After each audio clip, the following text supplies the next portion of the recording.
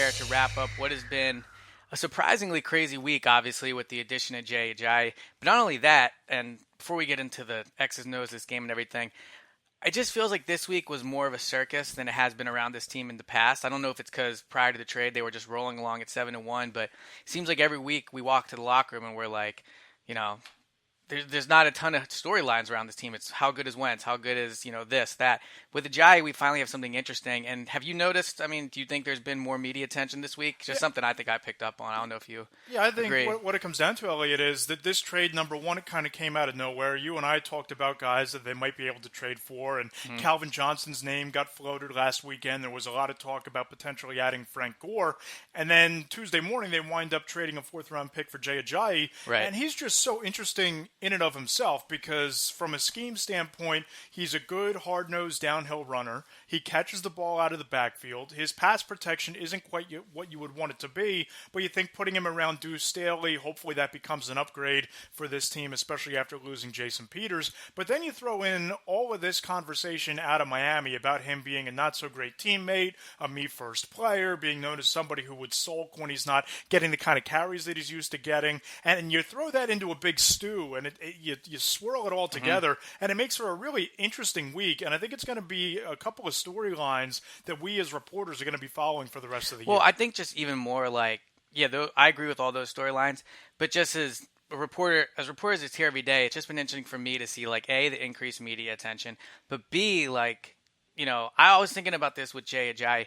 He's coming to a new team, and he's trying to, obviously integrate himself to the offense, but there's a human side of this, which is he's trying to make friends. He's trying to not be a distraction, you would think, and he's got, I remember when he was warming up the first day we were able to watch him practice, there was tons of video cameras and just photo cameras there more than there normally are.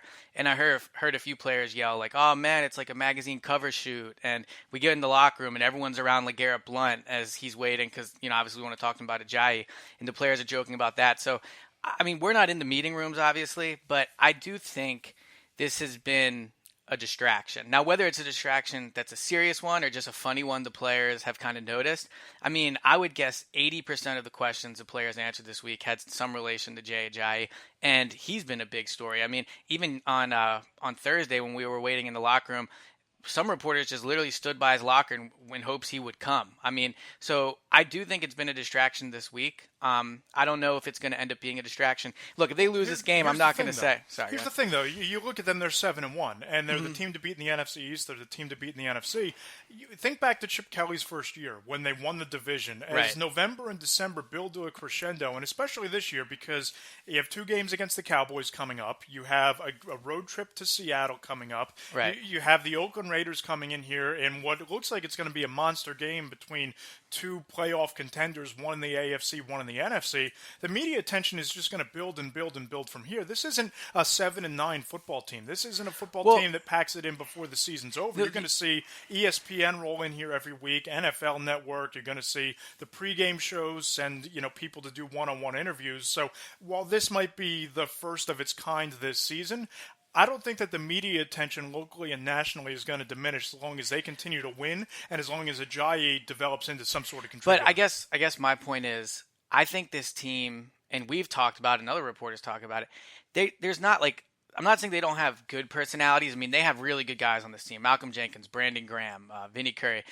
Guys, and obviously Carson Wentz. But they don't really have like explosive personalities on this team. They don't have guys where, like I remember when DeMarco Murray was here, and every week he would talk one day a week, and no one knew when it was going to be. And every week, reporters waited and was like, okay, is he going to talk now? If he does, these are the things we have to ask him.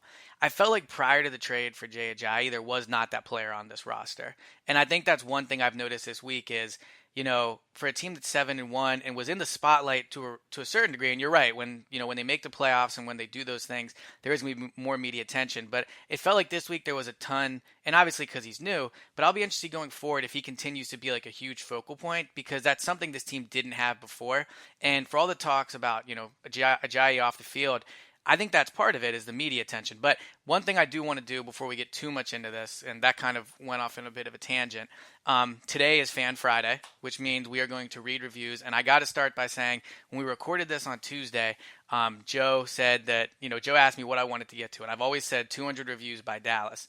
Well, here we are Friday morning, and we're at 204 reviews. So thank you to everyone that's done it. We really, really appreciate it. I'll have to think of a new goal to get there. But as we do every Friday, we want to read a review. So I'll let you go first, and then we have another thing to talk about out from the review I'll read. Yep. Before we even get to reading a review, I don't know if we talked about this earlier in the week or not when we were on with Joe, but pretty momentous week for us, Eliot. Yeah. We cracked the top 25 of professional sports podcasts on iTunes. And you look at us, we're alongside some of the top podcasts in America, and that's not because of us. That's because of you guys listening. That's because of the reviews. That's because you've really latched onto this show, and we appreciate everybody who listens. We appreciate everybody who subscribes, and we appreciate everybody who leaves comments and reviews. And my favorite this week, Eliot, so far, it came from Matt McD96. Great Birds Podcast is the headline. 5 stars. I love the pod. Eliot and Matt provide great Love the pod. Eliot and Matt provide great contrasting viewpoints and very interesting insights. One of the best Eagles podcasts out there. So thank you, Matt. We appreciate it, and that's what we aim to do on this show. So I'm going to read one that's actually 4 stars, which is fair. I mean, we know we love those 5-star reviews, but 4 is fair. It's called Fan Talk Show. It's by Gorky Park. And he says, this is a great show to stay up to date with the most recent Eagles developments. I would give it 5-star rating if the authors were able to have one of the Eagles players occasionally on the show and if it was more journalistic and less opinionated. Why is the one guy always saying, I believe this is what I want to say? Just say it. Terrible to hear that 20 times in 30 minutes. He's clearly talking about me. I don't have the beautiful radio-trained voice that my compadre over here does. So I will try to work on that. But the part that I did want to talk about in there is, and I think I just said it again, guests. So next week's going to be the bye week, which means we're not going to be in here, on Monday, Tuesday, Wednesday, Thursday like we normally are. So here's what I want to do. Go in our comment section. We're going to have guests on next week. We want to each have one guest on, but we want to have on a guest that you guys want to hear. We have some ideas, but not just players. I mean, give us guys that, maybe analysts you want to have on, former players, coaches. Go in the comment section on our podcast.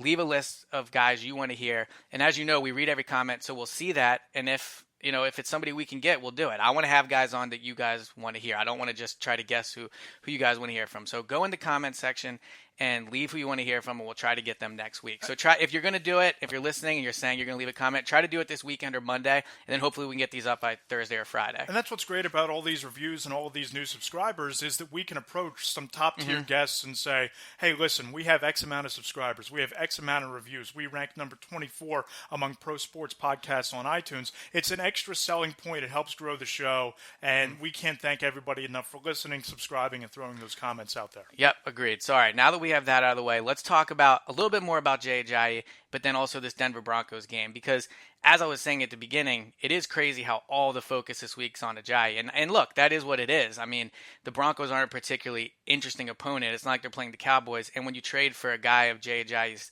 stature and his skill set, that's what people are going to talk about. So Doug talked today, Friday, and he would not say whether or not Jay Ajayi will play. Very non-committal. And Very he talked non-committal. about how they're still installing red zone packages. There's a lot of stuff that goes on in a Friday and Saturday practice.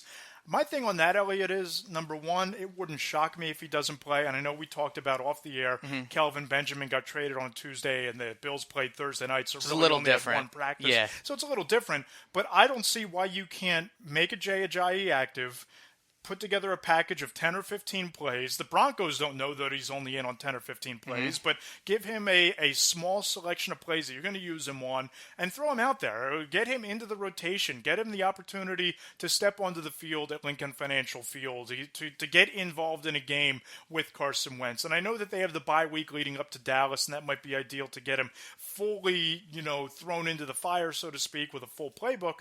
But I feel like you traded a 4th-round pick for him. You're trying to make this case that it's still a running back by committee, and LeGarrette Blount's still the lead dog, but Ajayi has a role. Why not ease him into things? Ease Yeah. him into the mix rather than going into Dallas and not having these guys having Well, even been on the field together. to play devil's advocate, and I do think they should dress and play Ajayi, just to be clear. But to play devil's advocate, if you're Doug, you're sitting here and you're saying, okay, well, I already have a coaching staff that's worked a week ahead on the Broncos as they do for every game. We have an idea of a game plan. We were planning with, Blunt, Clement, and Smallwood. Obviously, Barner is active, but he doesn't see the field that much on offense. So that would be my argument. I mean, he is coming here. He got here on Tuesday, so he was a full practice Wednesday, Thursday. Presumably, he'll be a full practice today, but he really only had 3 days here. Now, I think they should make him active. Even if you said, like you said, even if it's 2 or 3 plays, just to get him out there, kind of get him acclimated playing with this team. But if you're going to have him dressed, I'm guessing you put Smallwood down, and that would be a potential argument I would make against dressing him. If I'm Doug, is you've preached all week about how nothing's going to change just because Jay Ajayi is here. Well, let's see it. I mean, I think it's acceptable to say, he came here this week. He wasn't comfortable. He'll have the full bye week plus an additional week to get ready for Dallas. I think if he does make Ajayi inactive, fans will not be happy about it. And I think an interesting dynamic of it is, Howie Roseman went and acquired this guy. I think we can both agree that when it comes to personnel moves, Howie kind of runs the show there. I don't think Doug has much say or any say at all in what happens with the 53-man roster. I wonder how Howie would feel if even he would allow Doug to make the decision to not dress Jay Ajayi. I think you can make an argument, number one, in favor of that, given that he's only been here for a short time, and I get it. But you could also theoretically make Kenyon Barner inactive. But he's your kick and your punt returner. You could put Wendell Smallwood in that role, could you not? Yeah, I think of all the running backs, I mean, obviously Blunt's going to be active, and I think Corey Clement's going to be active, but I think Kenyon Barner is definitely going to be active, just because he's your guy. I mean, Wendell Smallwood is inconsistent. Right. I would just be surprised. No, I agree. And in a perfect world where everybody's healthy and they've been here for a complete stretch and it's not a short week of preparation for Ajayi, I'm with you. I am fairly confident that the inactive running back is going to be Wendell Smallwood. But you said it yourself. You look at Kenyon Barner, his role is most limited in the backfield because he's only primarily on special teams. If you can get Smallwood to play that role, you can justify having him up and leaving him there as an option. But I'm with you. I think that once Ajayi is fully ingratiated into this locker room, into the scheme, and into the team, that Smallwood will be the one who doesn't dress on game day. Right. But I think going into Sunday, getting Ajayi those snaps, I think it's important. It's a home game. You don't have the, I knew these guys are professional, but, it doesn't make that difference between being at home or on the road. But throwing them into the fire against Dallas on the road in primetime in a divisional game that might carry all kinds of weight from a playoff perspective, I think you'd prefer to ease him into the lineup this week at home rather than throwing him to the fire in 2 weeks. Yeah, that's fair, especially in a primetime spot against Dallas. So I think we both agree he'll be active. Let's say he carries the ball 7-8 times. I think it's going to be tough. Every week I ask for bold predictions for the game. And obviously Ajayi, before it was always Alshon Jeffrey's going to have a big game. This week it was Ajayi's going to have a big game. When you look at the Broncos, I mean, their defense is very good. They have the number 1 rushing defense in the NFL. Even if Ajayi has been here all season or even last year coming into this game, it was going to be tough for him to have a big game. Yep. I think you'll probably see him touch the ball 7, 8, 9 times, something like that.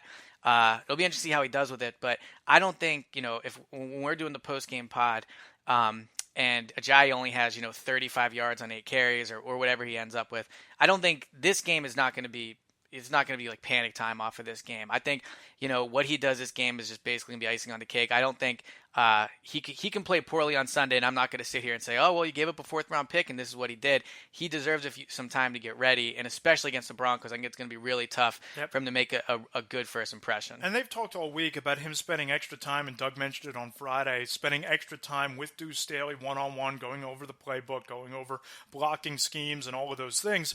You touched on it at the start of the pod, Eliot, that this is a whole new experience for Jay Ajayi. He has to uproot his family, uproot himself, uproot his home, go from Miami to Philadelphia in the middle of the week, practice for 2 or 3 days, learn an offense, and then go out and play on Sunday. So I don't think you can make any real judgment unless he has a fumble in the 4th quarter that costs them the game because the Broncos recover it and return it for a touchdown or it leads to points or anything like that. Right. Outside of some disaster scenario in the 4th quarter, I don't think you can really make any judgments on Ajayi week 1.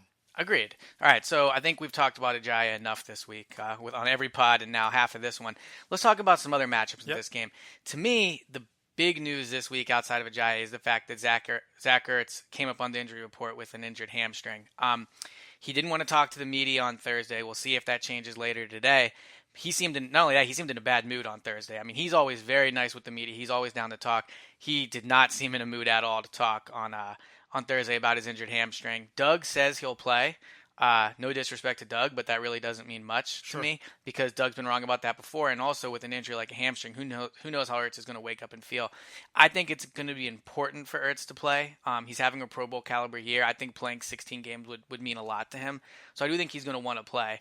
But even if he doesn't play, obviously that's a huge loss on a number of ways. One, because the Broncos have really good outside cornerbacks, and I think that's going to be a tough matchup for the Eagles receivers, which is going to make it all that more important to have Ertz there. I mean, Ertz is this team's best offensive weapon outside of Wentz, and obviously we know how much he's leaned on him this year. Leading receiver, leading in targets, number one tight end in the league in all pass-catching categories.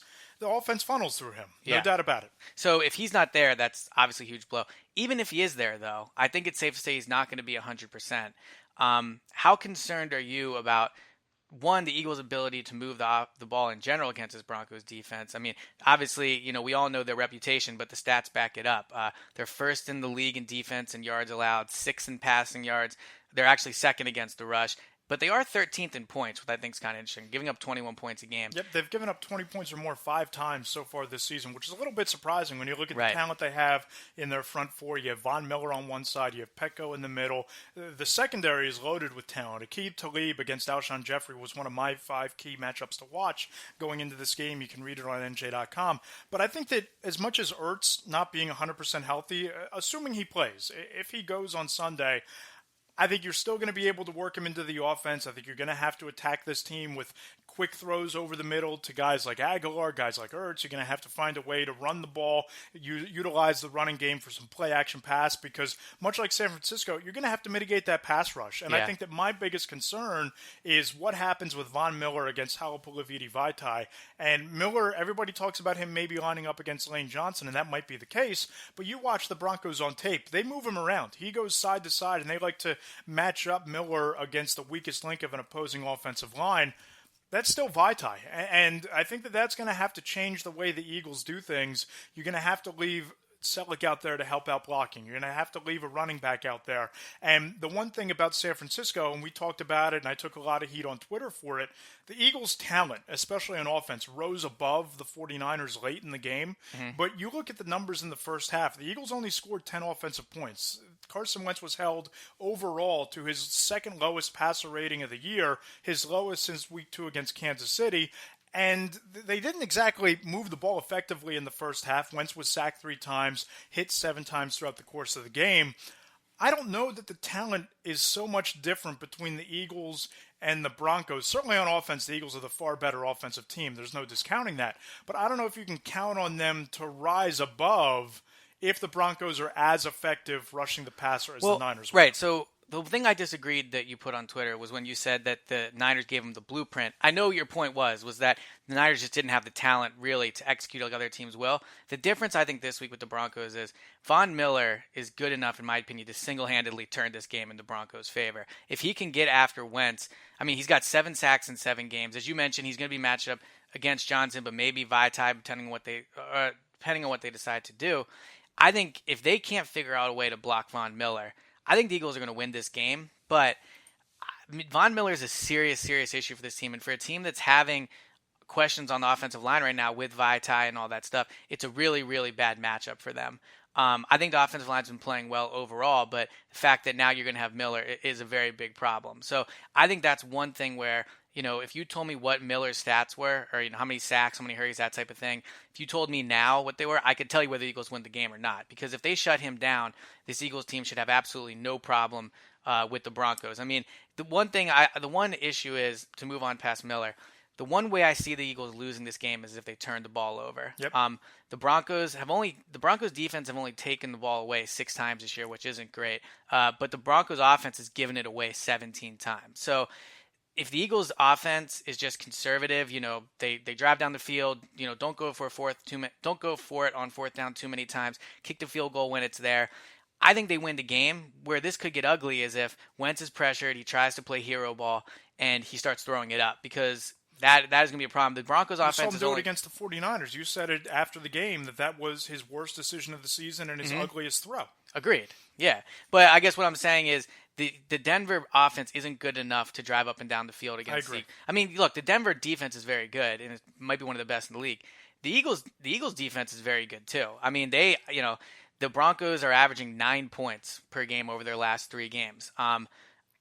I don't see any reason that they'll do any better against the Eagles. I mean, the Eagles have taken the ball away 14 times this season, and the Broncos have given it away 17 times. So Brock Osweiler starting, that's going to help you. Benching Trevor Siemian, that's probably going to help you. Do you subscribe to Osweiler being a wild card, or do you think it's better for the Eagles that Osweiler is starting than Siemian? I think he is a little bit of a wild card, only because backup quarterbacks in their first start tend to outperform what they do the rest of the year. And the only reason I think that it not necessarily is going to hurt the Eagles, but this wide receiving core, let's not sleep on it. Demaryius Thomas, Emmanuel Sanders, there's a lot of speed there, and I think that it's very comparable to what the Eagles saw back against the Chargers when you had Travis Benjamin and Tyrell Williams, 2 real speedsters on the outside. Then you throw in C.J. Anderson in the backfield. So my point about San Francisco that everybody kind of blew out of whack, they didn't have an elite offense that could even move the ball. And if the Broncos defense is able to force a couple turnovers, if they're able to render the Eagles offense ineffective and they hold the Eagles underneath 20 offensive points, the difference here is the Broncos can move the football. They have an NFL quarterback, whereas C.J. Beathard... they're better than C.J. Beathard. He might as well be C.J. Beathard out there. They have some real wide receivers, and my point is the 49ers weren't able to move the ball. They weren't able to score points, whereas if an offense can play ball control off of what the Niners defense did, that could be trouble for the Eagles. And that's where I think this is a really interesting test, because the Broncos have a talented defense that's opportunistic and forces some turnovers, but their offense, while better than San Francisco, isn't anywhere near elite. So it's going to be interesting. I think the Eagles win the game, but I think the Broncos' defense is good enough to muck it up, force some turnovers, and I think their offense is good enough to not let the Eagles run away with it. And I think this is a game where you're really going to see if Wentz has truly, for sure, taken that big leap forward. I mean, clearly, I think he has based off his stats. But last year, this would have been a tough game for the Eagles and Wentz, because Wentz was still being pretty erratic with the ball last year, and I didn't think he was making great decisions at times. This year, he's got 5 interceptions and probably close to 200 passes. I don't have it off the top of my head, but I think if he can make great decisions this week, then they're going to win the game pretty easily. And one stat to me that really speaks to the fact that the Eagles have a really good chance to win this game is the Eagles have scored 20 or more points in 12 straight games, the longest active streak in the NFL. Yep. The Broncos have not scored over 20 points in 5 of their 7 games this year. So chances are the Eagles are going to get at least 20 points, and the Broncos are averaging giving up 21 points. So I think it's as simple as this. I think the Eagles are going to score over 20 points. Yes, I do. Do I think the Broncos are? I don't. So I think the Eagles are going to win. The question is, do you think they cover? And what was the line? 7.5. 7.5. Where are you at on that right now? Are we making our official predictions? Let's do it, yeah. Or the prediction with the asterisk in your case? Well, my official prediction obviously is depending when I want to make it for a kickoff. But I am going to pick the Eagles. I'll go first. I think they cover. I mean, time and time again, we've looked at opponents and we've said, all right, well, maybe they're going to present this problem. This could be a little closer than we think. And they just smoke everyone every week. I mean, they blew out the Cardinals. They blew out the Niners. They blew out the Redskins. So I think this Eagles team has shown that when they play competition that's lower than them, they know how to just simply get the job done. Last week they came out a little slow, picked it up. They haven't been starting quick recently. I think that's something they might actually do on Sunday. I don't think they're going to look ahead to the bye week. I don't think they're going to look ahead to Dallas. I will say I don't like the fact they're wearing their black jerseys for an afternoon game. I feel like that's just bad juju. I don't know if that's a good call. They blew out Minnesota in them last year. Yeah, that's a good point. All right, maybe I changed my mind, but I still am going to pick the Eagles. I'm going to pick them to cover. I think it's going to be like 24, like maybe 24-9, 24-12. I don't think the Broncos offense is going to have a good day, and I think the Eagles offense will. So I think the Eagles cover, and I think they win by 10 or more points. I think this Denver Broncos defense is going to test the Eagles in a lot of ways, and I think that it's a a good experience for this offensive line in its second time together. The one thing that the Niners did really well last week is they used a lot of defensive line stunts. They brought blitz packages from up the middle, delayed rushes with the safety, off the edges. They did a lot of different things, and it confused the Eagles' offensive line. It was only their first time with Vaitai starting at left tackle. I think it's going to be much of the same on Sunday, and I don't think that it's going to be a constant 3-and-out turnover parade for the Broncos offense. I think the Eagles win. I don't think they cover. I think that the Eagles offense is going to struggle down in the red zone against this defense. They might struggle moving the ball. It's going to be ugly. Who knows what the weather's going to be like? There might be some rain in the forecast again. I like the Eagles to win 19-13. All right, so you think the Eagles don't crack 20 points? Correct. All right, so both picking the Eagles. You think it's going to be a little closer. I think they win pretty easily. But either way, it looks like we both think we're going to be looking at a team that's 8-1 heading into the bye. So I can't believe. I mean, to take a step back to where we're at, I still can't believe this team is even 7-1, let alone with a chance to get to 8-1. And one more thing before we get out of here, this is the game before the bye week, and I know they're completely different teams, and the quarterback is in a different place. One was a home game, one was a road game. They didn't play particularly well, or they weren't particularly sharp last year against the Lions going into the bye week. Again, completely different situation, much earlier in the year, and one game is way too early to establish any sort of trend. I just don't think the Eagles are going to be quite as sharp this week as they were, say, 2 weeks ago against the Redskins. I mean, it could happen. Look, I said at the beginning of the show, I thought this Ajayi thing has been a little bit, or Ajayi thing has been a little bit of a distraction. So we'll see how they handle it. We're going to wrap this one up, but as we said at the beginning of the podcast, please hop in the comment section and tell us some people you want to hear for next week. If only one or two people do it, you're probably going to get your wish. So go ahead, go in the podcast app, subscribe, give us those 5 stars, and leave a comment on who you want to hear, and we'll get to them next week. As always, we'll have a podcast for you after the game on Sunday. And then with the bye week next week, I believe we're still going to have one on Tuesday with Joe with the reaction pod. And then from there, we'll see where things go. Hopefully, we'll have some guests for you guys. So once again, thanks for getting us to 200 reviews. Thanks to everyone that's been interacting with us. And Matt, I will talk to you on Sunday.